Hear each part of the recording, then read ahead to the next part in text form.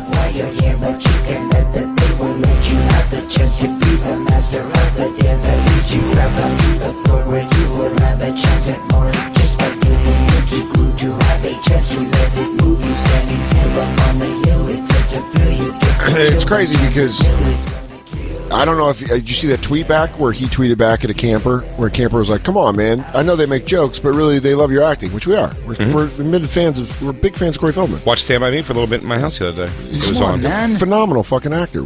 Growing up, he was one of the But he said, I don't know if but he he's going said, for like Oscar level, but everything he was in, he was good. Yeah. I liked him and everything. Well, yeah, but he said he tweeted back and he's like, they'll just demonize it, and it's like, no, man.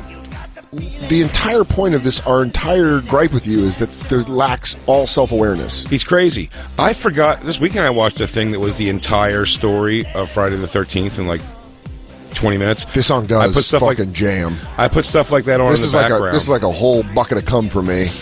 Let it.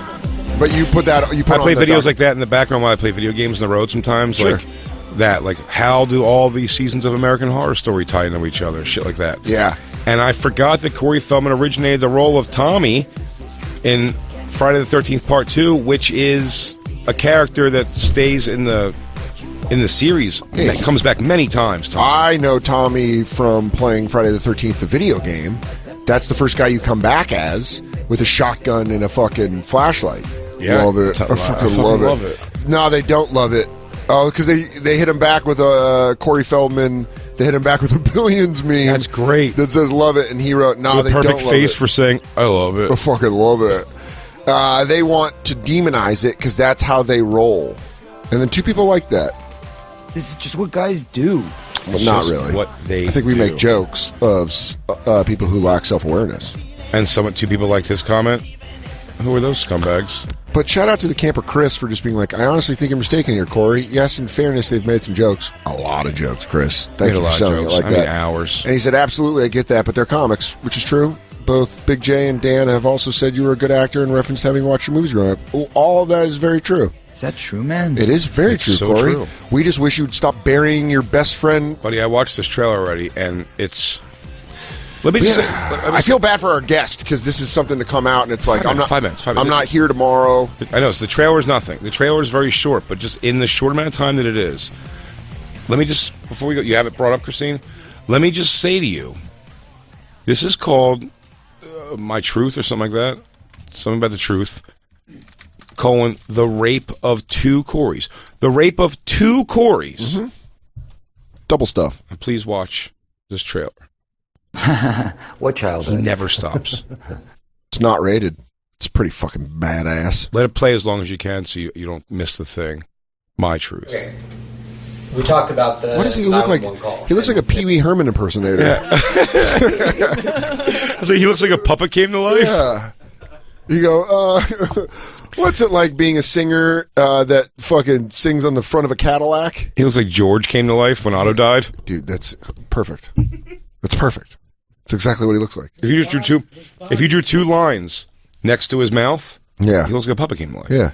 His body is way too small for his head now. Yeah. Well, let's fucking pump the brakes on that. No, Dan, you say this head thing. I understand.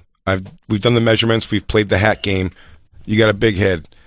Whatever you're worried about doesn't read. But he's a short guy.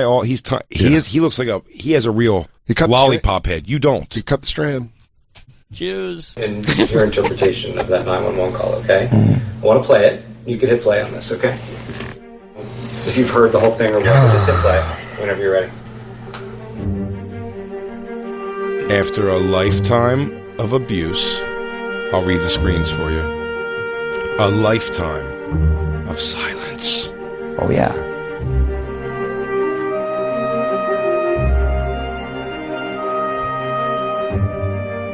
And a lifetime of living in fear. Somewhere in there, by the way, starting a cult. Their truth is finally being told. Bold move. He conjured up a tear. I mean, yeah. They focus on it. We're not saying the guy didn't go through shit. Well, I'm saying they really focus on this one tear. His makeup is terrible. It's terrible makeup. Did he start talking right there? Sorry. The other person did. Yeah, I'm sorry. No, I was talking to. I'm saying that one tear hangs there and rolls. Yeah. But just Dude, littering sad. That's how I feel when cum goes down a drain. Same thing I get. Oh, me too, dude. That's such a wasted cum. It could have been in me. Yeah, it could have been in me, bro. I just love it. I don't want it to go anywhere. Don't leave me. We just I love touch it. each other or something. Yeah. Tell me who raped Corey Haim. You hear that? Tell me who raped Corey Haim? That's the trailer, buddy. The rape of two Corys. It is called again. And it just goes, who raped Corey Haim? It's like, still. It's not him. Live March 9th, 8 p.m. That's a Monday, right? Yeah. 8 p.m. on the West Coast, 11 p.m. on the East Coast. One-time worldwide event screening. Pay-per-view tickets available on 222. Day of course, we're getting that. But dude, you're missing what day the tickets are available. No, 222-2020. I know. Initiating the secret Corey handshake. We said that yesterday on the show. Yeah. We said yesterday on the show that the tickets go available 222. By the way, I did notice all the 222s in the Chiefs. Everyone was doing the numerology thing, and they were like, Always had a Soder's, passing they were like, interest in Soder's numerology. fucked. And that was literally the first time where I was like, 49ers are going to win the Super Bowl. I was like, I've talked so much shit that this is where it comes back. Everyone was like, 222, Andy Reid. It's his 222nd second Super Bowl. And fucking all these twos. I was like, all right, they'll lose. I love cum. Dude, it's called My Truth. And then all they say again, he goes, tell me about Corey Haim getting raped. That's the whole trailer. It happened a lot. Yeah. Where do I start? How long you got, documentarian? Is that film? You're going to run out. Yes. You're going to learn Check nothing. the gate. He goes, before you do that, can we just get this on film? Can I sit on someone's lap and you drink a glass of water and I'll sing happy birthday? Can we do that? I fucking love it. I fucking love it. I think that's going to be so ridiculous, this documentary. We've talked about, we're obviously going to watch it together, holding hands, swapping cum. Mm-hmm. Should we said we wanted to maybe Facebook Live it with the campers. We got to watch this. I don't know if you can do it. Can you do a watch party? They won't let you do a watch party. No, dude, he's putting this on pay-per-view. Yeah. Man, we're getting tickets, dude. Yeah. That's going to be, we're going to watch that as I don't know, it's a Monday night at 11 p.m. I'll be there. No, Even if I have to film Billions, I'll be there. No, I know will you'll be rap. there. I just know it's a lot. I will ask the director to wrap me early so I can get to Jay's to watch My Truth. We're at DJ Lou. He lives in hotels now. Black Lou's got a white wife today taking that shit. Jacob I don't know, has to- man. I picture Jacob has to go home and feed two tiny turtles like Rocky. He goes, this is. He goes, this is Sirius and this is Exxon. I'm waiting for Pandora's getting delivered from a Chinese guy. We'll figure out a way to watch it. We're figuring it out. But I tell everyone listening right now, if on 222-2020 you don't get pay-per-view tickets for this, I couldn't understand why you're not interested. I'd be blown away. Yeah. How much is it to watch it? 20 smackers. Like 15 or 20 bucks, like a Ticket normal collection. Honestly, I would pay for it like a prize fight. I would too. I would pay like $79. I'd pay $1,500 to watch that in my own home. Yeah. I'm excited. I can't, it's gonna. He thinks this is what's gonna be funny about it is it's gonna give nothing. It's gonna get nothing out there. Or it's going to be a guy that you're like, who? Yeah, it's gonna be it's gonna be plenty of that. And I'm just telling you, when it's over, you're just gonna What be like, if- he didn't give any more. It's gonna be like, give me some more, and I'll give you a little taste. That don't you want to see My Truth 2? The rape of 3 Corys. Return to rape. Return to Rape Mountain. And what about My Truth 3?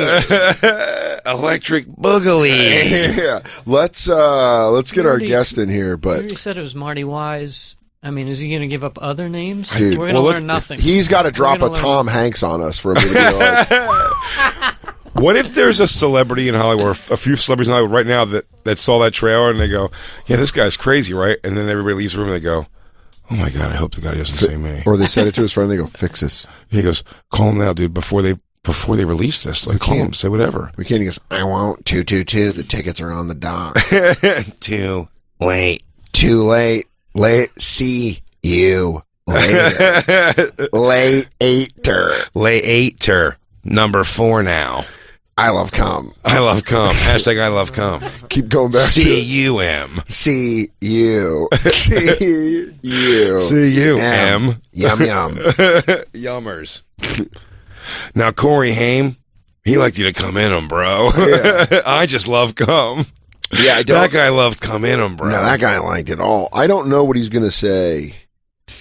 In this documentary? Yeah, that we haven't heard. I'm telling you, it's going to make him no more likable or sympathetic. What if he just wins us all over? Maybe. I would love that. I would love that. I would Episode honestly 2 love if we turned. My Truth, The Rape of Two Coreys, was streaming for free till March 19th. That's over. Maybe it's back and running. Explosions. Boom. It's gone. But maybe it's back. That was, I can say, I finished it last night. I watched the first half and then got distracted by, everything that was going on. I watched the back half, and I'm going to say... You watched the back nine? I watched the back nine. I'm on Felddog's side. How could you not be? He turned me. How could you not be?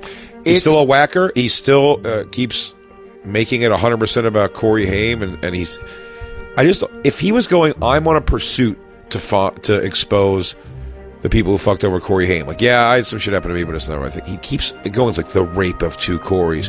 The way we were treated through this business. And you're like, is it about the way you were treated, or is it about getting fucked by adults when you were children? Because if that's the case, just say you're on a pursuit for Corey Haim. Stop saying it's for our justice. Yeah, because when it is put through the lens of this is my best friend, he told me about this, I want justice for my best friend, it's like, that's a totally understandable fight.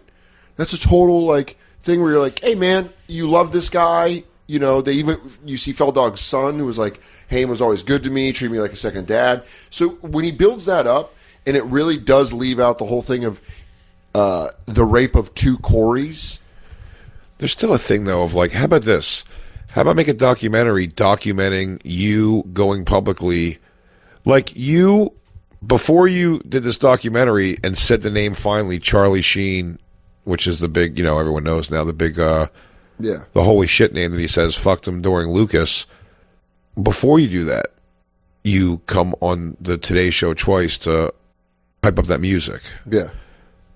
How is that not your one main goal? It feels like you got to play devil. Feels like you got a little bit cornered into being like, well, no, I'm out here for this. Well, to play devil's advocate or Felddog's advocate. Yeah, I think there is, because of how he was raised as a child star, I think all he knows is being famous and having to do something to be famous. Yeah. So he's like, I'm being famous. So he might be able to actually separate those two things. Where I think a normal person might be like, oh, the music's not working? Well, my friend got raped. And you're which is, I think, how we're taking it. A lot of, from our perspective, is are you just saying this because the music stinks? Well, do you think also it's is he so good at being famous and he knows social media where he's like, I'm going to go make myself relevant again by being ridiculous so I can get this information? He doesn't think he's ridiculous. The unfortunate thing about the Charlie Sheen reveal in general is I'm like, if this was 2.5 Men Charlie Sheen, it'd be a little different than the Charlie Sheen that's already fallen from grace. There's the question. Why didn't he do this when he was and why when you have a thing in your heart every day going, this motherfucker is flourishing, $1 million an episode deal, and he butt fucked my friend. But was that when it was winding? Did he get wound up where he's like, they don't even know the worst of it? No, because throughout the documentary, you could see that people would comment on the Charlie Sheen thing to Corey Haim. There's several people in the documentary that are like, the one guy that died of alcoholism was like, yeah, I kind of said some fucked up shit one time when they were trying to get me clean. I was like, this is what Uncle Charlie used to do to you. And he's like, fuck you, man. I think people used to bring it up.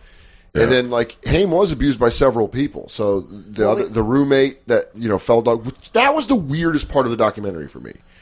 Was kind of the dancing around the fat kid from Friday or Nightmare on Elm Street. Friday the 13th. Friday the 13th 5, right? Yeah. No, 5 is Manhattan. Who knows? 3. I think it was 3, actually. Might have been 5. He was the fat kid. You felt bad for him in the movie. He was a fat, I think he was retarded. He's also a mean kid in something in the 80s. He was a fat, mean kid. Yeah. But he, go ahead. There's also, in dealing with abuse in general, and just thinking about this relationship of Haim being 13 and Charlie being 19, When you're 13, when you're 14, 15, 16, maybe even 20, 25. Hold. I'm sorry to interrupt you. that. Yeah, I think that's going to be a problem for the audio. Yeah. Fucking buzz. You know what else be a problem? Can I have Afrin also? While you're doodling around? I'll kill time. Hello, my baby. Hello, my ragtime gal. Oh, Dan's walking over somewhere now, too. When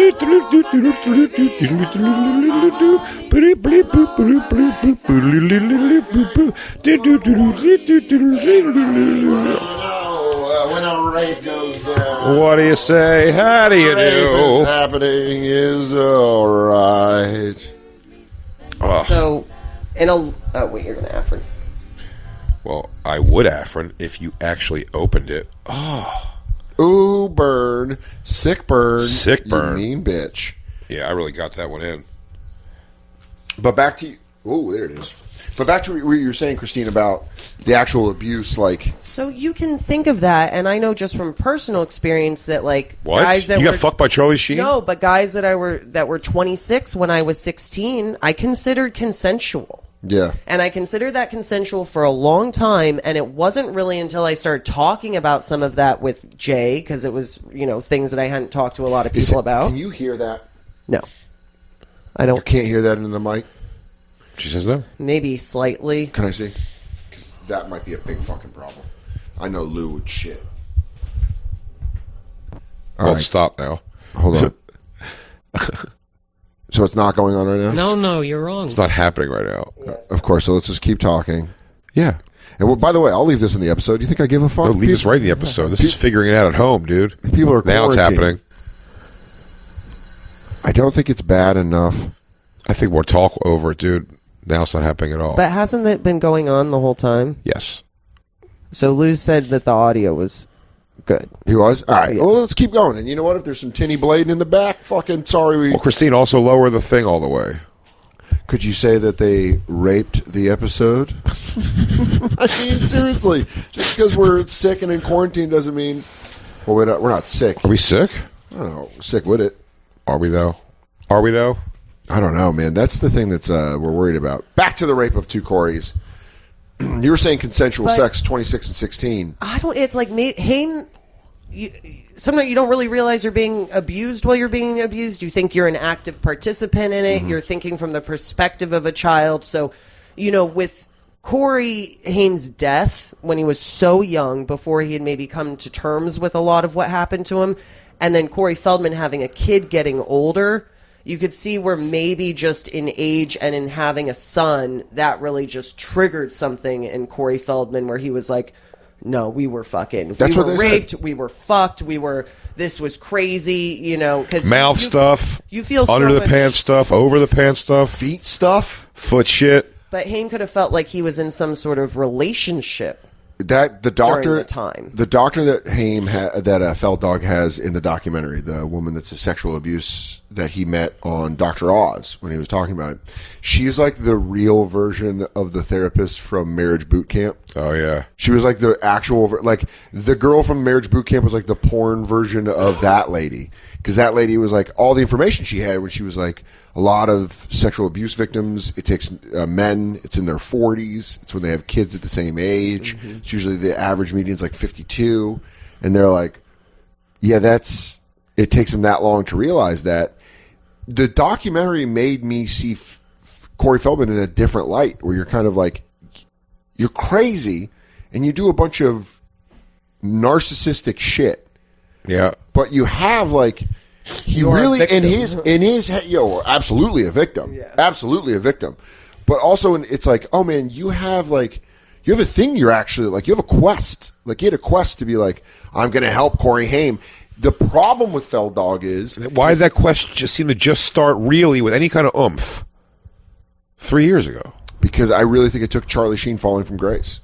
Yeah, my maybe theory he thought is... he wouldn't be. Like, he may have had a thing where he's like, nobody will believe me. And then after that going like, well, maybe now people will believe me because this guy's obviously like a fucking addict piece of shit. Yeah. He did that crazy shit. Why didn't he do it when he came out with the tiger blood nonsense? Maybe I think it took that happening for Corey to even think that anybody would believe him. Yo, I bet if Chuck Lorre, if he would have reached out to Chuck Lorre, remember when they were going through that shit? When, like, Charlie Sheen hated Chuck Lorre? Is that the other guy on 2.5 Men? No, that was the guy who, like, executive That's who made produced it all. He, like, made okay. it all. And, like, Charlie Sheen's like, hey, he's paying me, whatever. I'm the king of swing. I'm the king of sting, baby. I'm the king of sting, baby. He, Charlie Sheen. My Beetlejuice is my Charlie Sheen. which is also slightly our Fell Dog. What a weird. My Fell Dog. Well, my it's all Justin the same, Silver. like, smoker vocal. It's like male vocal fry. But I bet if you would have given that to, like, Chuck Lorre and been like, hey, I want to get Sheen. Yeah. He's like, you aren't talking to Charlie Sheen. You're like, nah, who is Charlie Sheen? But it would have, if you would have, I wonder if that would have started something with, like, Chuck Lorre. Chuck Lorre's like, good, let's take this motherfucker down. Yes, there was just opportunity. There's some element of opportunistic in this. Here's the thing: he's so wacky that I'll never be able to say he did this all right. That said, watching the documentary, didn't have as many things in it of just like, ugh, fucking Fell Dog, you shithead. It was actually an intake of information where you're like, damn, dude, that's fucking pretty nutty. Yeah. You know what I mean? I Yeah. was definitely had like more of like a shit, dude. That's And also the way he fought for victims' rights in certain states. Yeah. Like when he came to New York and but then he was like, went down to Albany. Or he said it wrong. He was like, Albany. it was just like the way Fell Dog, because we've watched so many clips of him doing music and the crazy batshit interviews he's done that you still see it even. But what I was surprised with was how much I was like, all right, Fell Dog, Well, I said to getting in the mix. I said to Jay when we were sitting down to watch it, or maybe even a little into it, I was like, wow, if Corey Feldman were legitimately like a healthy with it person, if he was somebody that went through this abuse and came out the other side and was trying to help others, he'd be a really great spokesperson and doing something great. Because pedophilia, all this shit, it is a problem. It's a problem in Hollywood, it's a problem in the world, and it's undiscussed and untalked about. But he's so fucked up still that you're like, oh, this crazy person's talking about this crazy shit. Yeah, it's like if his house is on fire and a crazy guy in the street's like, house is on fire, house is on fire. And you're like, shut up, crazy Joe. You just fucking yell shit in the street. He's like, house is on fire. And you're like, all right, fucking stop yelling. And meanwhile, it's like the house is burning down. Yeah. Feldman's not wrong. And he's also, he's done a lot of good for a lot of people. It was crazy. I also say that in these stories, I believe him. Yeah. And I believe that his abuse now. I said on the show the day you weren't there because I said someone called in with a question about it, and I go, I was like, I'm not going to talk about the show, other than to say when I watched it, I had a bit of a different reaction than I felt I would have to it. In that, like, almost across the board, like I believe him. I thought there was going to be a lot more eye rolling. What I thought it was going to be is, I thought he was going to put out a self glorifying documentary. Yeah, and then that started feeling realer when it wouldn't stream. I mean, the guy's still a noodle. I mean, dude, after you called him a Duracell person, dude, the way he's made up of like a shiny shirt, makeup is rough. I'm like, dude, you're right. He does look like a Duracell person with all that makeup on. I don't know who allowed that makeup. It's so ridiculous how it looks, and he doesn't look like that through the whole documentary. It's just that one There's shot one where he's where he looks outside like and his fucking hair. Pinocchio. There's one where he's outside and his hair's not done, and you're like, oh my god, that's serious Fell Dog. Yeah, and I just don't Morning know why coffee anyone Fell Dog. When he gets on that fucking Allow that. gold lame shirt So weird, dude. and puts on that makeup that you can see where it starts and stops. Where he everywhere. looks like the king of presents. Yeah, dude, it's so Where he bizarre. goes, unwrap everything you want. I'm the king of presents. I am the king of presents. Yeah, he goes, I can give all your dreams to you. He is I'm the king of gifts. gifts and bags and boxes and gifts and bags and boxes, and he won me over. He won me over in the documentary. I really thought I was going to be rolling my eyes a lot.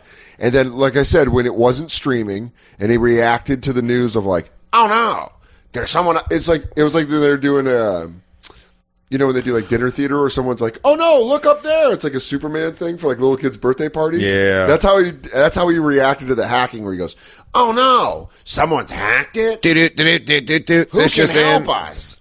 Here's the thing also. I think we should probably qualify each and everything.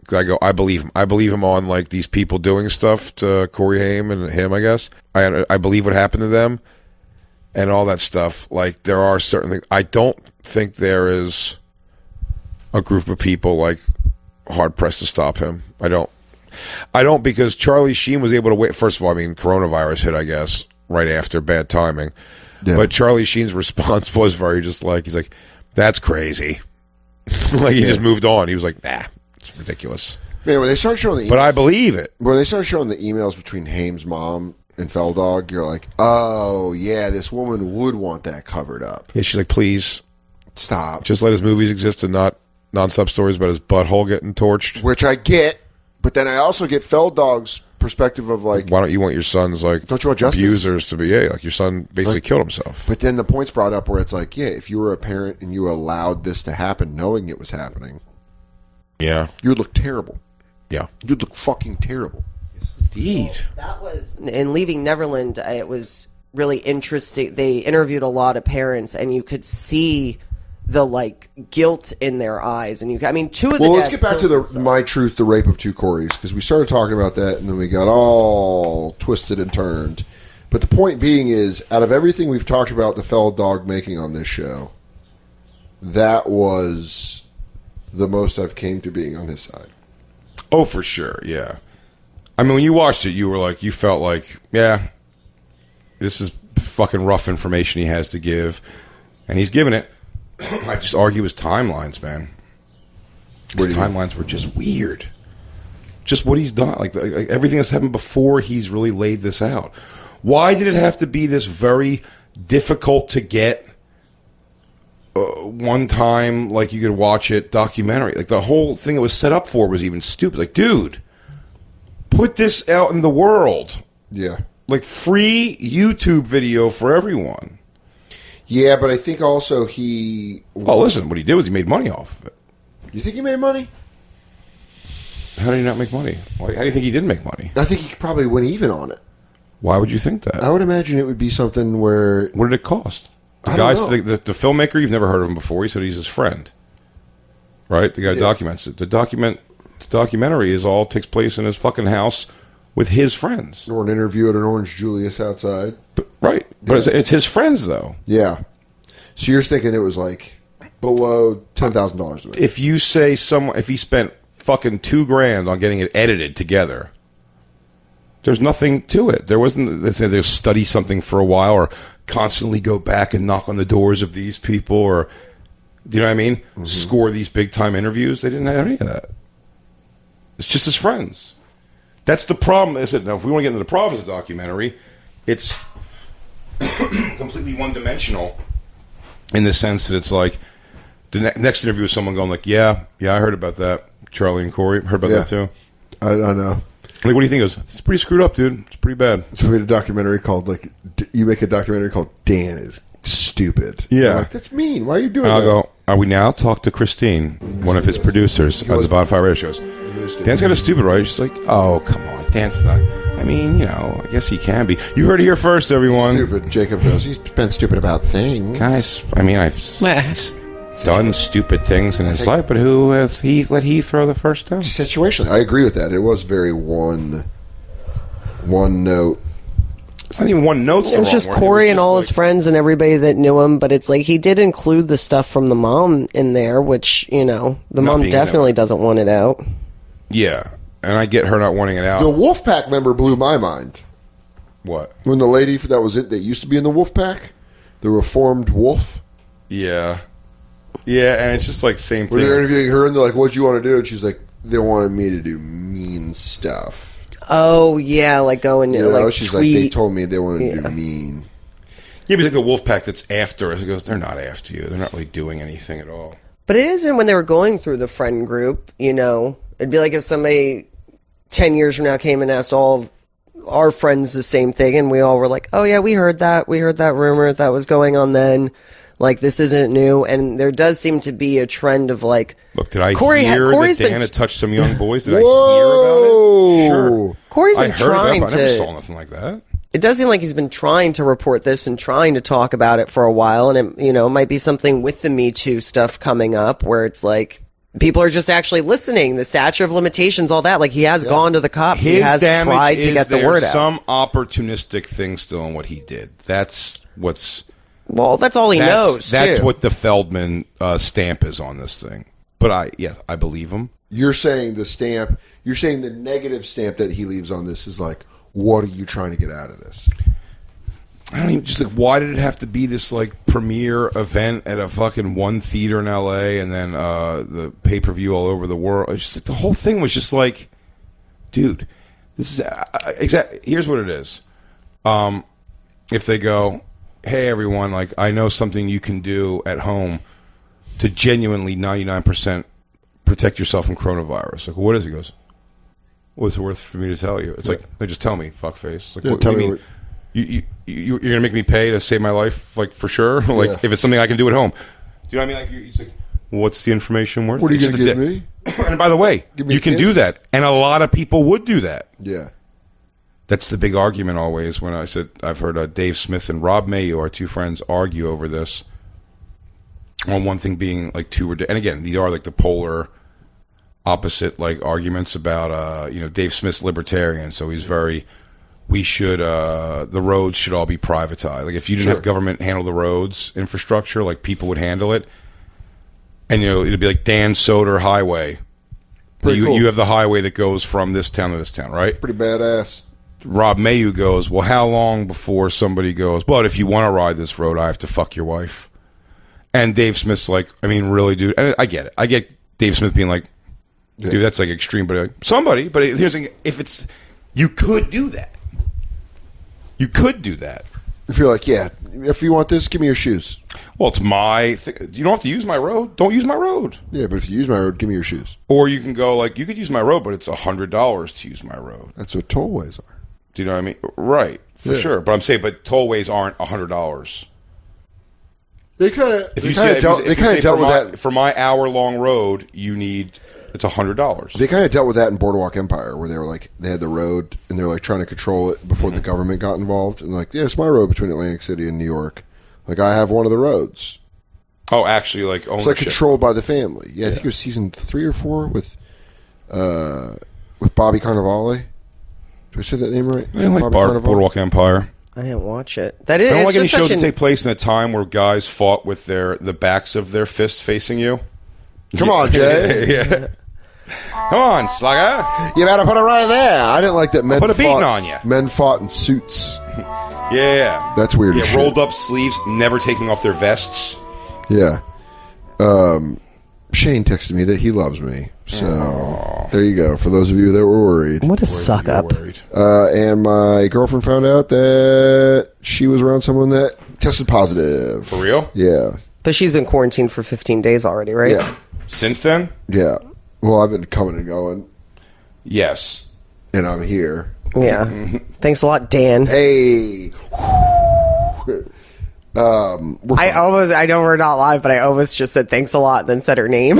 Yeah. Well, trust me, that dam's going to break. That name will be revealed. Yeah. Sooner than later on the bonfire. The guesses are afoot. They already got it. In the room, huh?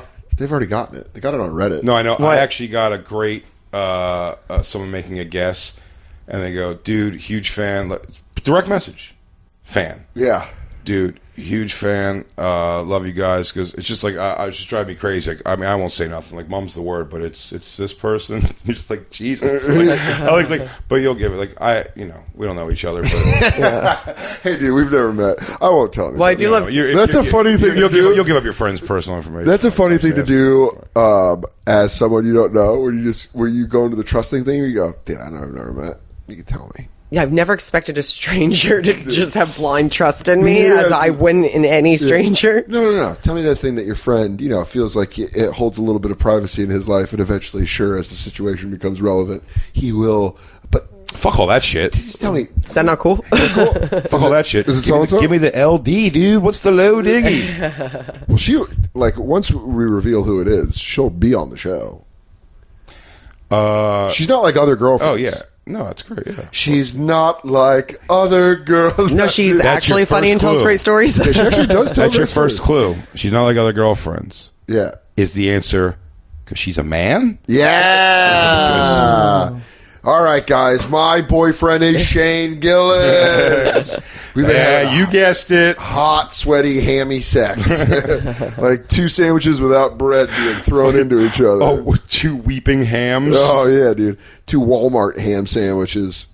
Oh, Dan, by the way, brought over PB&J's today. Can't believe he hasn't slid a couple of chip O's in there to see if I'm right. I'll do it. By the way, I still got one to go. I know, and you have to. I will. It's gonna, buddy. You're gonna like look at me with one of those like, come on, where have I been all these years? Thursday's episode, you will hear my reaction to PB&J. Or maybe we do the next episode's Tuesday. And who knows? Who knows? Listen, at some point tapes, you're going to know how good potato chips on peanut butter and jelly is. Yeah, it'll definitely be by either this week at some point on the episodes. You'll know. Christine, your thoughts? I really wish I told Dan to bring peanut butter and jelly sandwiches. With his fucking Corona hands, you nuts? Shut up, dude! I don't have Corona hands. Traveling in that Corona Uber, talking to that Corona driver with his Corona knife. Dude, you don't. My Corona knife is that's safe. His girlfriend was in deep makeouts. We've just heard with people who have Corona. Deep blowjob to makeout, back to blowjob to butt lick. She's done ass to mouth with everyone she's ever worked with. Everyone she's ever talked to, and those people all have it. And so have I. So where does that? When put she us? said that, she said just has it and it's fine, but like had it. No, she went. I was at a conference and one of the people tested positive. That doesn't mean it's. She wrote, shit, someone at the conference I went to tested positive. I think we've all been in when contact was with the somebody who conference? has it by now. 3 weeks ago? 3 weeks ago. Yeah. It's, New York's just 2. We're 2 on top of each other. I mean, there's some people in this country that have legitimately just not seen that many people. I've been on the train since this happened. So have you, Dan. Oh, Yeah. my Lord. So it's like we've just, sweet baby I'm Jesus. pretty sure we've come in contact with it. Hopefully it's come and left our systems already. No, it wouldn't have been. That's the whole thing. It wouldn't have been come and gone yet. It could have been come and gone already. It's 15 days. I thought it was 14 days. Is it 14? She has no idea. Well, She has no idea. Are you talking her off a ledge? Yeah. She's like, look, I'll keep you if you turn into a zombie. Shane calling it Coronies really takes the edge off of it. Coronies? Coronies. I put a picture up of me at the Comedy Store with Annie Letterman, Josh Adam Meyers, and Tony Hinchcliffe. And I wrote, hard to believe all these people were infected and died. Right? Mm-hmm. It's a Funny. joke. Sure, of course. Originally I put kidding, but how fucked up of a post would that be? And then I was like, oh, I'm a bitch. I shouldn't put kidding. It's clearly a joke. So I take it off, and now people are like, you'd feel really bad if that happened. Of course. Yeah, so I wrote, can't believe I have to say this, but I'm joking. They're all fine. Played the odds. For now. Dun, dun, dun. I'm like, that's a risky social media joke. Yeah, people are fucking dumb. This really Dude, shows post-apocalypse Dan is fucking... Zero Fs, He goes dog. at it, man. He I don't sing give a shit. Zero songs. Fs. 0 Fs. What are you going to cancel? Posting Coronies jokes on the What do you Insta. get? Great Dan's like, first of all, I hate gays. Yeah, That's he goes, first and foremost. Let me just sing this from the mountaintops. Disabled people, you bum me out. Jews, don't love them. Yeah. Protestants, you should be burned in hell. Protestants are bad. Whoa, all right, Christine. Why are those your people? What? Just the wasps. The wasps are the scariest people to me. The rich or the white emotionless people. No, No, you're it's talking white about- Anglo-Saxon. Yeah, Yeah. white Those Anglo-Saxon aren't the right Protestants. White Anglo-Saxon Protestants. Yeah, that's what WASP is. White Anglo-Saxon Protestant. I know what it stands for. You said they're white something I didn't say else. rich. I said not rich. I said just white emotionless. The joke, having this joke still stirring around this Tumblr is so frustrating because I walked away from it. You didn't get my thing, I didn't get your thing. You just gotta call it quits. You're still defending. He goes, yeah, that's what they are. I go, I know. You said white something else, and then I made a joke like I was correcting you to. This is That's just- not what the word stands for. And then you were like, no, I know it's what. And This is funny to watch we quarantine. move on. Anyway, Dan, what your friends are dead? You were saying? It's just people are so fucking on edge right now and so nervous that people are like reacting to things. It's so funny that feeling. You're like, I can't go outside. You're telling me I can't go outside, and then it's like, dude, you want to go outside? Like, no. Like, do you want to go outside? Every time I do, I get scared. But I want to go outside, and then when I go outside, I'm scared. Scared. I know our friends took a bike ride, they said, and I was like, it would be nice just to like. Yeah, people are out there in fucking nature living in cabins. Shane is the king of the Carolinas. They have bikes. I certainly ain't jumping on the goddamn city bike right now. Yeah. I am naked. Up Just my butt. Corona farts all in the seat. Dude, what if you could only transmit it through farting? What if that's what, I'd be. Yeah, I'll tell you this. I get it. The city's down a notch. I'm cutting in. Well, what if they found out the fatal version were only from farting? Oh, that's tough. Yeah, SBDs, man. Yeah, because you'd be like, someone farting here? Someone just and smiles. then if you Someone just smiles on a train. Like, go, you're like, oh, you go, what happened? You go, no. Oh, what's that smell? Oh, God. Oh, God. We've all got it. Oh, God. It's the corona farts. The corona farts strike back. Don't you understand? If they release it through their butts, they die. Back to the Fell Dog documentary. We're slipping. We're swerving. We're good. Dude, dog, we're good. Dude, we're good. Yeah, it was a documentary where I was surprised at how much I was on Fell Dog's side. But you're right, looking at it through the lens of like, oh yeah, it was all his friends. He made it. Yeah. It's just his friends. There's no counter. Look, there's no interview with Charlie Sheen where somebody goes like, it's absolutely not true. You know what I mean? There's no one even taking a shot saying like, do you know what I mean? Yeah. And like, why would they say that? I don't know why that's being said. Like, I don't agree with that. Because other documentaries do that. They show some counterpoint. Yeah, like, oh, here is the argument being made against this. It would have been nuts if you could have got a Charlie Sheen interview. So it's not a documentary. It's like his story. It's like it's a nonfiction fucking... It's like a video you get when someone tries to sell you a timeshare. It doesn't document anything. Just by that alone. It's just not documenting something. But it is. It's like a documentary where someone's like, where they show you like, come to lovely Clearwater, Florida. Yeah. It's just like a video of that where it's like, the waves are so great. He's got a lot of footage now, like in the beginning of just girls going, oh my God, they're like the epitome of cool. Yeah. It just shows them like walking. Oh my God, and they're walking in. But also you can see very much, I think Christine said this to me, and we kind of looked at each other almost when we were watching the documentary with the thing, and Sal watched it with us also. Yeah. Was we kind of had like a turn into each other and said like, oh, like, it's like very early in that young footage of them documentary, the young footage of them in the documentary. Yeah. Is showing the exact thing of why Fell Dog does. Something in this is also a little like still envy in him of Corey Haim. When you see when they're younger, dude, it is, I mean, he's dressed like a girl in the 80s, Corey Feldman. You know what I mean? Mm-hmm. Like big belts, everything. Like Corey Haim was just much more like fluidly cool. And I mean, he's like, he's a product also. Do you know what I mean? In the clothes, if it makes sense. Like he was a cool, like Fell Dog was like going. He tried to do that Michael Jackson thing, and it's like everyone kind of saw that, right? Even as it's happening, you're like, you're dressed like Michael Jackson. Like you're famous too. That's weird. Yeah, like you're biting a thing. Yeah, like Corey Haim was just like 80s cool guy shit. You know what I mean? You could see some of it in the documentary when Corey Feldman was like teenagers and shit. But what I'm saying, when they're teenagers though, and he's like, my sister's like, how do you not know this guy? He's in all the magazines next to you, and I'm like, I didn't even notice it. It's like, yes, you did. Yeah. You absolutely noticed that because if you're Christmas.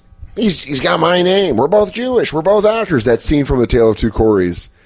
Fantastic. Which, by the way, it was basically in the documentary where he goes, I'm Jewish. You're Jewish. We both like it. What was crazy is, did you see the last kid they show in the documentary that got molested? What was his name? The Disney kid, right? The Disney kid. What was his name? Oh, yeah. Fucking Rivera or something. Yeah. Did you see his audition tape? No. In the documentary, he goes... I mean, I must have if they showed. He goes, hey, my name is so-and-so. I'm number 222. Really? Dude, swear to God. That's hilarious. That's why he likes him? I was watching last night. I was like... Garcia or something like that? I was like, oh my God, it's a sign. It's a sign. What's his name? It's like Ricky Garcia or something, I think. Yes. Maybe Ricky Garcia. Yes. That guy, he's like, my name's Ricky Garcia. My audition number is 222. Wasn't like his manager? My manager used to kiss my butthole.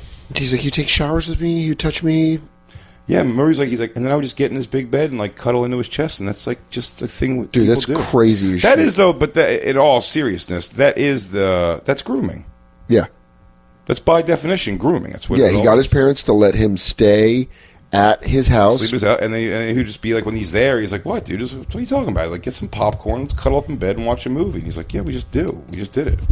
Do you think Do you think these guys have an eye for a kid who might be gay, or are you making a gay person because they don't know anything? I don't call that gay. I'm not saying that's like possible to do or not. Well, from how the documentary... And by the way, I'm not saying before, you got to disclaimer everything and discount. Like, I'm not saying people aren't born gay and whatever. I'm not arguing that at all. I'm saying, but also conditioning.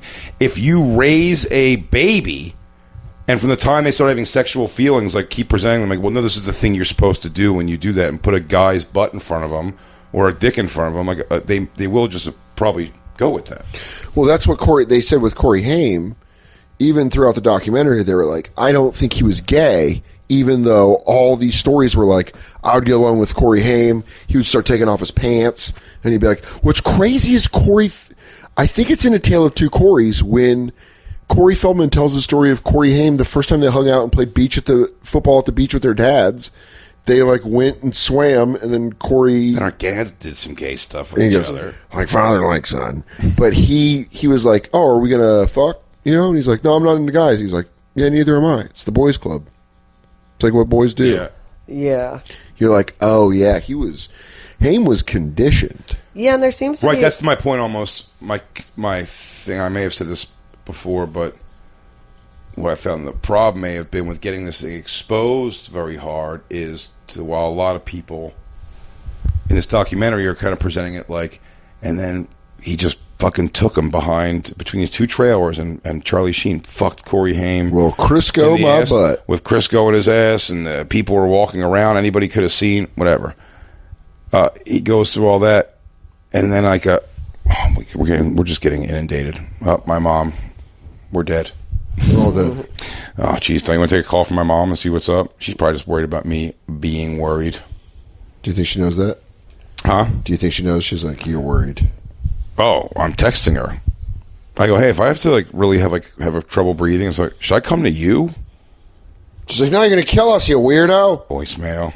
Yeah, I got caught with the, did you call your grandma recently? And I haven't talked to her since Sunday. So I was like, should I be calling her? She'd call me. Your grandmother? Yeah. I didn't call my grandma. My grandma doesn't answer the phone when I call because she doesn't really know what's going on with her phone. Did you try to call her?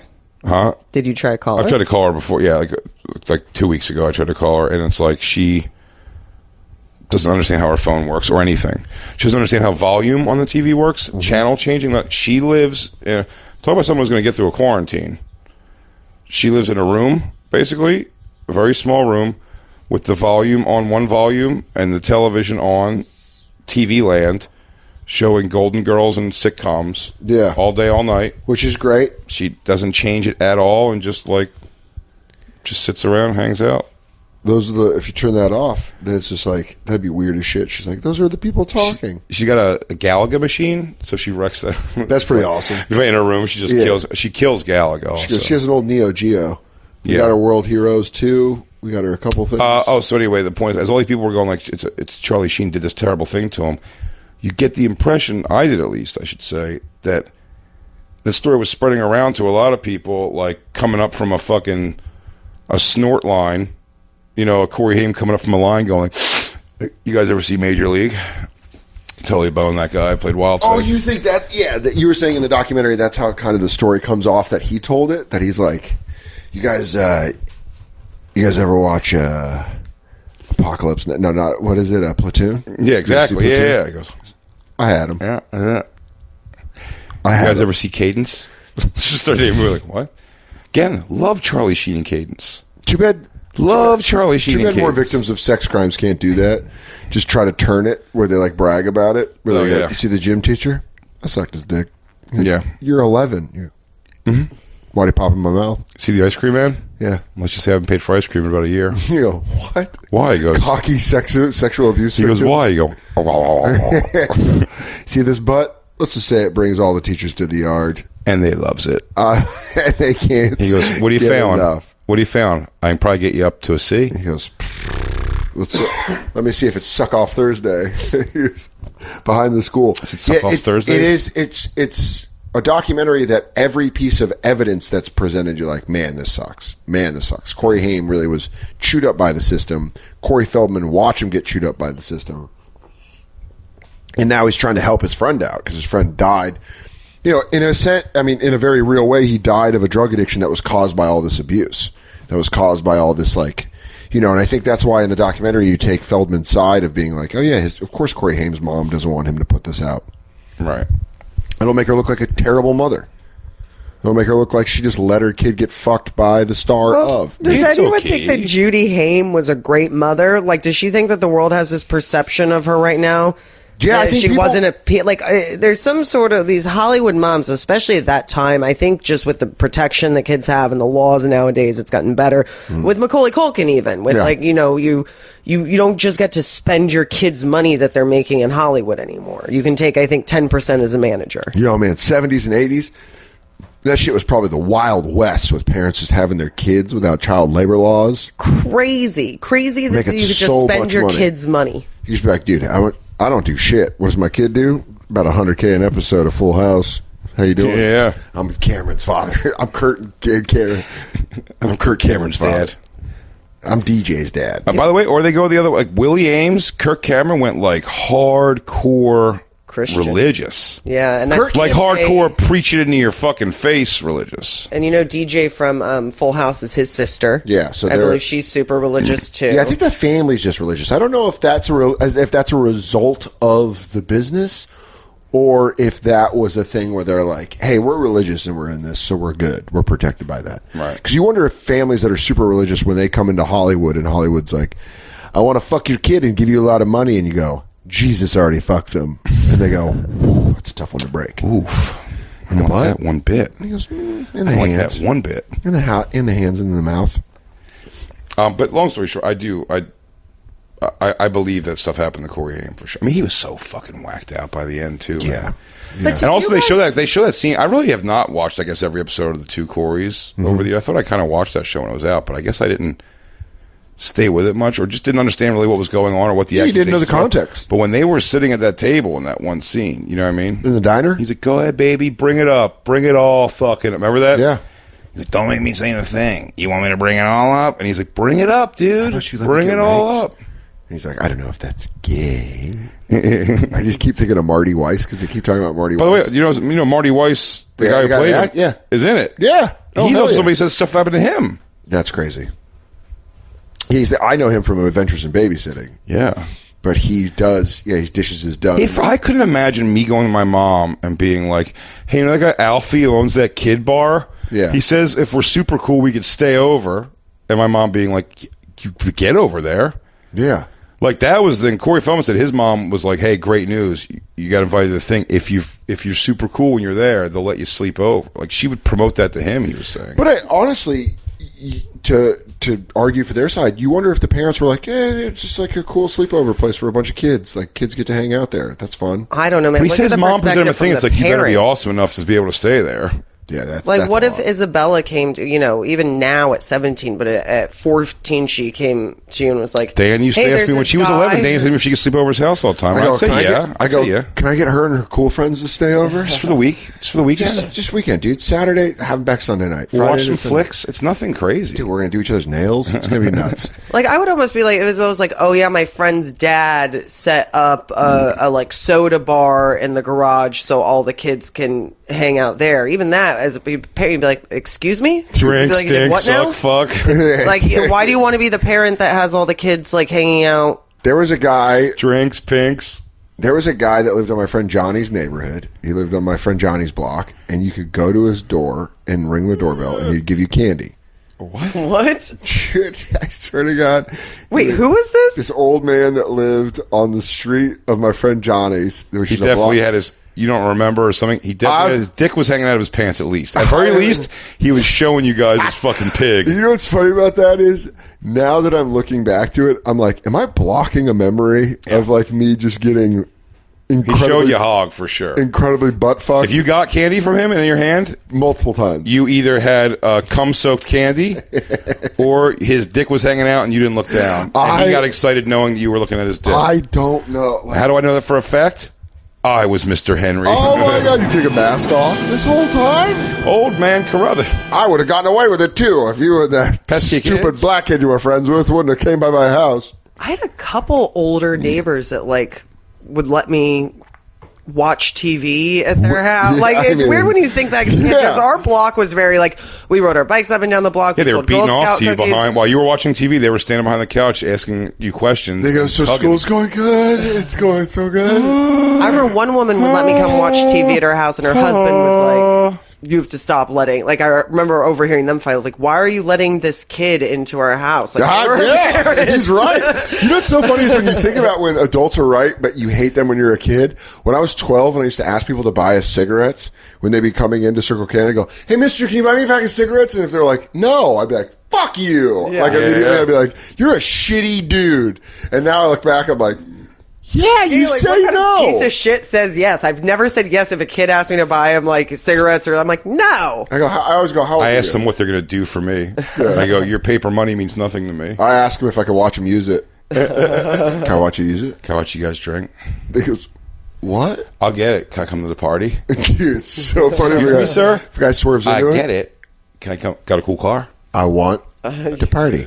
I want to party with you guys. I want to party. It's just that, like, everyone's pretty much like 16, 17. He goes, yeah, that's what I'm counting on. Oh, hell yeah. Firm. You guys telling me, I telling you. I shave my head. I look younger. Which one of these girls is the whores? All right, keep them away from me. Where's the untouched meat? he goes, who are the girls that wear baggy sweaters that don't know big tits are awesome? Yeah, I think about that old man and I'm like, man, how did other parents not shut that down? Yeah. Because I remember telling my mom, I was like, yeah, there's this guy on Johnny's block. You just go ring the doorbell and get candy. And she goes, don't do that. That's the way my mom She said did tell it. you, she gave you the don't do it. Yeah, my mom goes, don't She do did that. it once. I did it again after she told me not to do it. Really? Yeah. There was free candy behind that door. Dude, you love that guy's dick. Dude, I'm telling you, first off, he's a generous lover. Dude, you were all about that guy's He didn't dick. finish till I finished. You're so about that guy's dick, dude. It's crazy to think that, like, as a kid, though, I was like, oh, no, my mom's fucking mean. My mom's mean. She won't let me do this. And now She's I'm like, being like that. This is just what guys do. now I'm like, oh, man, you were so right. And you're like, why didn't we have him arrested? Yeah, I am so sorry, Mom. Took you a while. Christine, dude, in my relationship time with Christine, she said so many, like, oh, yeah, I guess that is pretty fucked up. She said the thing earlier. It's like hooking up with 26-year-olds when you're 16. Yeah. And being like, no, but I wanted to go over there and do that. It's like, yeah, but what? Like, Well, I came out at like 18. I felt so damaged already, and it was so weird to have only like been sexually active for 2 years and just be like, I'm a fucking washed up whore, and to feel that way about yourself at 18 years old, and to kind of like have that mindset and take that, and I took that mindset like with me into my drinking for a decade, and into it's pretty damaged to get into a relationship with a married guy. It just is. Like, that has commitment issues written all over it. For sure. There's a lot of girls that wouldn't do that. It's kind of like a self-fulfilling prophecy of this is what I deserve. Sure. Mine and Jay's relationship is kind of an exception to the rule, but just being the type of person that dives into that in the first place, there's a lot that goes with it. And what happened when Isabella turned 15, it was this big slap in the face to me of just how young she was, just how innocent she was. And it was like this bleeding heart compassion onto my younger self as I got older, and just this like forgiveness, this compassion, stop thinking like I was a piece of shit, I was a whore, I was a this. I'm like, I was a really fucked up kid that like wanted to feel and didn't have any direction and made a lot of mistakes. And it's nice to get that perspective about yourself and not just fucking think that you're a piece of shit for the rest of your life. I was a teenage werewolf. What? You were here first. How? So many questions. Number one, how did it happen? How were you infected? Bite. Of course. As always. Of course. So it wasn't a family lineage. You're not Teen Wolf. Nope. Did you murder any of your schoolmates? No. Yes. Okay. Where did you wake No, up? but I mean, it does. It takes you getting older, though, to kind of even look back and see, like, the, like And I thought I now. was so smart, and I thought I knew Let me everything. finish saying, you think now, just now, seeing a 16-year-old, exactly, like, you now think that person was a monster doing that. Yeah, it really, it's like, you look at, especially 26, That's crazy. You know, I had boyfriend, even the 15 and 20 boyfriend, and the 21's also a different world because you become of age, you can drink, you're exposed to different things, but I'm like, a 26-year-old man, like, picked me up from my dad's house to, like, go have sex with me. That's crazy. Because I was 24 and my girlfriend was Like 16 20. just walks out of the come house into my looking house. 16. Yes. No matter how you dice it, 16 is 16. It just Even is. Bad Baby, where we were like, how old is she? And then you're like, oh yeah, she's clearly... Listen, we had the thing with Ralph the other day when he was saying he was reaching out to somebody, and then they were like, I'm 15. Yeah. I told you that. And he was like, oh, and then, cut it off after he said something weird. Yeah. But then he cut it off, but and didn't reach out again. But there's still no. There is the thing. Same thing. Bad Baby. You'd go, okay, yeah, dude, she doesn't look like that. I get it. But now you do know, and just put that in perspective. Forget what she looks like, and go look at one other 16-year-old. Just find a few more and go. It's like doesn't matter. Like her brain is still that. Yeah. You're doing that to that. Man, that's got to be a very hard thing to be a woman, a girl, who grows up fast and has like big titties and an ass, and you're like 15, and adult men are like, what's up? Adult men trying to fuck you? Your friend's fathers all of a sudden. And I didn't go through it. Like, Christine fucked all her friends. I didn't have like a hot body. I didn't all of a sudden have tits and an ass and like attention from grown men. So there was a thing too where it's like, I was also sexually curious. A lot of guys my age, where it was like all of a sudden these men were giving me this attention that I wasn't getting from like high school boys. Yep. And it was just a bizarre feeling. But I didn't go through that like all of a sudden I had my best friend had an F cup when she was 14. Yeah. She had a reduction by the time she was 16. It was but I mean, there's a picture of her. I remember in pictures of myself too, where I remember always being like, that's such a hot picture of you. That's such a hot picture of you. And then now seeing it through the eyes of a 34-year-old, you're like, why is that kid taking such slutty pictures? Dude, that is really fun. And I forget even slutty pictures. Just like think about like getting boned up and excited, fantasizing, looking at like a picture of a girl you were in high school with, you thought, or 8th grade. Yeah. 9th grade. And look at that picture where it's like, oh man, she's like the dream girl. Or just going through like the school picture, whatever it is. You're just going like, so-and-so so hot. I don't think I ever jerked off to like straight up pictures of people, but I'm just saying, maybe I did. I'm just saying, I don't remember. I'm just more remembering looking at it with like the eyes of like, God, she's so sexy. She's just so great. If only for a night. Yeah, and then you're just like, as you look up, you're like, I was looking at a picture of a child. So it's appropriate when you're then. Yeah. Dude, Chris Laker. If you go, I guess you were going to go, it's like, dude, look how smoking hot my 8th grade girlfriend was. You go, I can't look at that and think the word smoking. Dude. I didn't go to 8th grade with you, I dude. get it. She's a pretty young lady. I was not in 8th grade with you, dude. Chill out. She's a pretty young lady there. She was so hot. Yeah, it's like, oh, dude, you have any dirties of her? Yeah, you go, oh, dude, Chris Laker has, I think, to this day, the perfect joke about that, where he's like, you don't understand how small of a window it is for it to be acceptable to jerk off to a 12-year-old girl. Yeah. Who's that? It's really Chris Laker. Yeah. It's like it's really from when you're like 11 to 13, and you waste that time just jerking off to women, which you can jerk off to the rest of your life. He's like, dude. It's such a funny bit. It's an old bit, but really funny. Just that small window as a kid that you take advantage of because you're like, whatever. I want to think about Mrs. Greenstreet, my teacher. Well, then we watched a couple episodes of Big Mouth last night, and that's what they do great in the show. They have the hormone monster that comes out of the kids, and it's funny because the hormone monster comes out of one of the boys and starts like talking sex shit about a girl, but the drawing of the girl, it's like a little girl with braces. Yeah. But the character is going like, oh, don't you just want to shove your tongue down her mouth? Yeah. Dude, it is, that's why I think it would be really hard if you're like a teenage girl and you fucking had double D's and like an ass and like all these guys are like. It's probably super rough.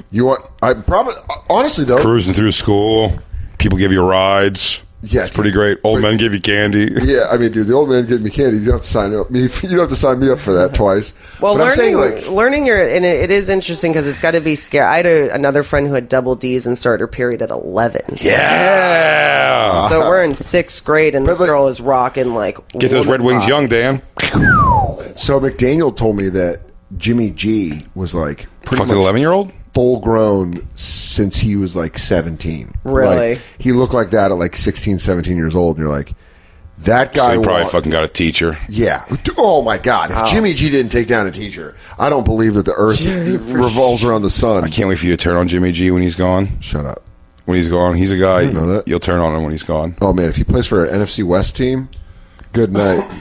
NFC East team, I'll be like, whatever, hot dumb idiot. You big dumb hottie. You dumb hottie. But now, that's my boy. You better fucking. It's also girls. It's a dangerous thing, too, because that's something that's not taught. It's like, it's really fun when you learn that your sexuality can, get I bet it's like a do things for you. I bet it's like a superpower. You're like, oh, and so it's like some of the stuff you don't even think about. You don't think about it as like abuse, or that you're just like, oh no, you're like, they'll literally do whatever I want if I just fuck them. Well, as a man, that's what gets frustrating when you see a woman that doesn't develop beyond that one trick. It's like playing Street Fighter 2 and all they do is just crouch and kick, and you're like, That's like hot girls with their sexuality, where they just crouch and kick, and they're like, I hate this. Come near me. You're like, no, play the game. Have like a full, There's a whole thing you could do. There's Stop doing the electric with Blanca. Stop doing it. It's like it is. It's like, I think hot people, that's where they start to suck, is they learn that move that they're like, oh, my sexuality bends things towards me, and then they're like, well, then I won't develop at all. There's always the first girl who comes. Maybe this isn't a California thing, but I bet Dan and me for sure in towns the way we grew up. There was a thing. You remember? I mean, I talked about it the other day on the show. Samantha Montavani was the girl. That was the first girl that I just recall showed up with big titties, and not like on like a heavy set girl big titties, not like just like frumpy big titties, like. This is like a hot chick with big titties and wearing like, a shirt where you see her belly button and all that stuff. And you were like, get the fuck out of here. Man. The other reality is, though, I just grew up at a time, and again, whatever it is, late 80s, 90s, they didn't dress like rock sluts when they were really young in the 80s, like, like the hair metal kind of glam sluts. And then by the time the 90s came, remember, really, it was mostly like, it wasn't very sexy. It was sexy in a different way. It was like hip-hop sexy. So it was like high-waisted baggy pants, and stuff like, a lot of puffy kind of shit, for sure. So that was sort of the thing. So we just didn't have, and then that one girl just showed up in a, exactly, I said, out of like a Rat video. She was wearing like, I forget, like a Blizzard of Oz, like half top or something. I'm making it up, but some kind of crazy shit like that. I remember like freshman year of high school showing up and seeing girls in like cleavage shirts and like shorts where you're like, jean shorts where you're like, oh my God. Like, oh my God. California is like Janessa had a pair. Janessa had a pair on her. Good for her. Yeah, she had a big old I remember this girl, Lauren, in 7th grade, she was my age, and she got big boobs. Like big boobs. And I remember just being like, just completely paralyzed by it. I was like, whatever you need. Yeah, Janessa rocked, if she rocked like a, what do you call that? Like a V-neck shirt or something like that, or, just like a shirt that comes down past cleavage a little bit. That long line, as a kid, you don't need much more than that. That's all. Dude, Vanilla Dan stays. You're like, man, he goes, that is her boobs touching together. Yeah, dude. You become electric. Like, they're mushing. Dude, I remember hugging a girl with boobs for the first time. That's not like... family. And you're like... Hug your mom or your aunt. And you're like, her nips have been jostled by my body. I remember hugging a girl. Because no matter what, on your best hug, her nips are definitely just... Something's happening to them. Shout out Lauren Sims for having a big pair and then hugging me. And I remember them squishing against me. And I was like, yeah, man, God. I'm going to come. I'm going to... Now, obviously, on the opposite end of that spectrum, where it's very dark and sad, is the rape of 2 Corys, which is where Corey Haim... That's what I'm saying is everything. That's what happens when you're too sexy. Charlie Sheen fucks you. No, but I'm talking about that's a thing where that's what dewired or zapped Haim was, and I think is what Feldman was trying to bring light to, was the fact that Corey Haim got raped at such a young age by Charlie Sheen. That was like, hey, allegedly raped by Charlie Sheen. That he was like, oh, that's what we do. That's how things kind of bend for me. That's why whenever he was alone with people, he was like, do you want to fuck? You want me to suck your dick? Because he's like, I'll suck your dick, you suck my dick. I don't know, dude. Fuck stuff. Is the timeline that Charlie Sheen was like the first? Because I thought it was that he'd gone through sexual abuse. He was. I don't know the timeline either, because he must have played different ages at different times. Because Corey Haim was so little in Lucas that wasn't like before like License to Drive and yeah, it was, wasn't it? It was before it. That's what I'm saying. No, so it's like that's what I'm saying. What was the first thing? Because he made it seem like those two became friends before Lucas, or did he just tell him? When they met after Lucas, did he tell him this was happening? I think they met after Lucas. And then he said, oh, by the way, this happened to me. So that's the other problem with the documentary. What can really get done? Because it's all hearsay. So Lucas was 1986. Yeah, and then Lost Boys was 87. Yeah, so it does look like Lucas was one of the first things. Because it seems like sexual abuse turned him into a sex addict, but it's hard to know, like, was he gay, was he straight, was that something he was born with, or something where, like, sexual, abuse and variety, like, just kind of molded him into that type of sexuality. Look at my dick, dude. Sure. It's, like, rock hard right now. I don't know. I'm somebody that's considered to be... I consider myself to be bisexual, and I don't know where that came from. I don't know if it was... I know that I was very curious about... Something you made up in your head? I know I was very curious about women younger. I know it was something that was something that I was into at a time when I thought it was wrong. Yo, he's in a movie with young Lori Loughlin, C. Thomas Howell, Kelly Preston, Dee Wallace. Dude, this movie What's it is called? stacked with Fred Ward. What It's called Secret Admirer from 1985. I think I heard of that. Dude, it is chock full of power plays. Yeah, you had a bunch of like small stuff before that, little like TV parts and shit. But didn't you? Because you say like I believe him, but I mean, I feel like we all were Lucas under. was 86, yeah. I feel like we all thought that like these guys were obviously abused before the documentary. Like making fun of who Corey Feldman is. I'm saying I believe the documentary on what he's saying. These guys did stuff to Corey Haim. No, I did always believe in this stuff. I said stuff happened to these guys for sure. They're fucked up. I always said. It was just like if he would have came on and said like he could have made an accusation and I would have been like, what? You know what I mean? Yeah. Like I don't know what he's talking about. But like I had a feeling whoever he said did it was going to be pretty guilty. Well, what about all the new conspiracy theory list saying that a lot of those people are going to go down? That Harvey Weinstein got 23 years instead of 55 years. What's the source on that? It's fucking internet fodder. That's why I'm trying to find a mean real shit. source, because that's a new thing. Is that he, now that coronavirus is a conspiracy to cover up the pedophilia of Hollywood and the people they're naming. Ellen DeGeneres likes Everyone's going on. Did you ever see Just One of the Girls? No, I saw just one of the guys. Absolutely. We all saw Just One of the Guys. Did you know that there's a movie out there called Just One of the Girls? Where a guy acts like a girl? Oh, you mean Corey Haim acts like a girl with Nicole Eggert? Shut the fuck up. Is that what Lady? I'm like, it sounds still like fucked him? Ladybug is. Dude, Lady fucked him. Damn near killed him. What? Is that not how that joke goes? Did he suggest in real life, Corey Haim? Am I making this up that Corey Feldman suggested in real life that they both bang Nicole Eggert? Him and Didn't Corey he Haim? kind of allude to it in something? I thought something we saw he alluded to that. I'll tell you what. I'll fucking smell his hand today for that. I'll lick it. I'll lick the corona right off. Just watch that sex scene. Young Nicole Eggert fucking beef.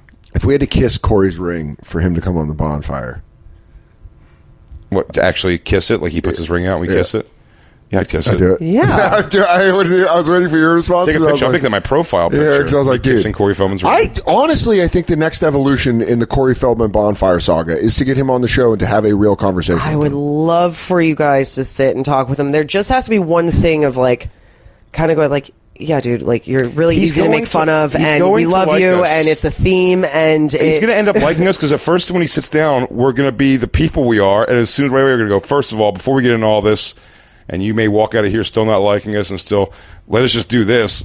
Dude, come Big on, man. fan. Goonies. Big fan. Lost Boys. I watched Lost Boys Dream a 8 little times dream. one day. License dude. to Drive. Come on, dude. Come on. you guys might Blown be two of Away his was biggest my fans. first TV show, TV movie beat ever, dude. Yeah, dude. Is that true, man? You've got a track I mean, I list. really feel like, honestly, You got a track list of ass that I can only bow to, and So when the video- your life you're living right now, your wife's mega hot.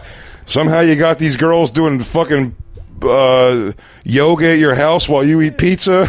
I don't know. You got something going. one of the feelings I had after Black Lou met Feld Dog in the hallway, and he was like, I might have to rough them up a little bit. They won't love me when they sue me. He was like, oh man, don't be that, because that's what he is. We deserve that, though. we deserve what he's good. It's fine. Hold on, but that's exactly what my second feeling was. Yeah. I was like, yeah, of course we bagged on him so much.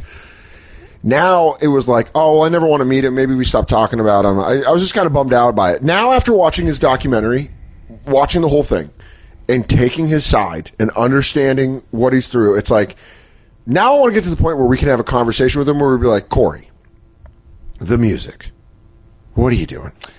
Buddy, yes. And I like, like, I said, love I like performing.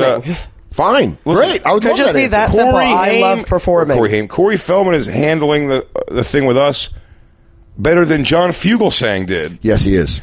I'd rather that. He gets in the hallway, he goes, guys need a good smack, and I'm going to sue him. And all that. I'm like, yeah, I like that better. Like, say that shit more. Hey. But when he said it, though, I said we both had that reaction. I was like, it's like, I'm telling you, if you met us, like, some element of you would understand that it's like, yeah, dude, we're fans at the end of the day. But like, We don't dislike you. come on, We dude. like you. It's like, it's like, you know, Wink at the camera. It's like I would say this if it was like, you know, Justin or DeRose or something. You'd go, just say you're doing Michael Jackson's Dancing, though.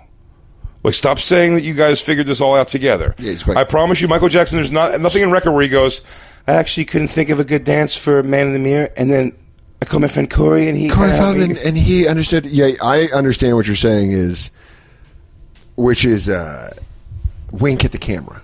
Tell us you're in on it. Wink a little bit. Wink at the camera. Let us know you're there. You can finally see the world through your eyes, man. And it's a beautiful place. Speaking of letting us know you're there, go to youtube.com/thebonfire. Subscribe to the videos.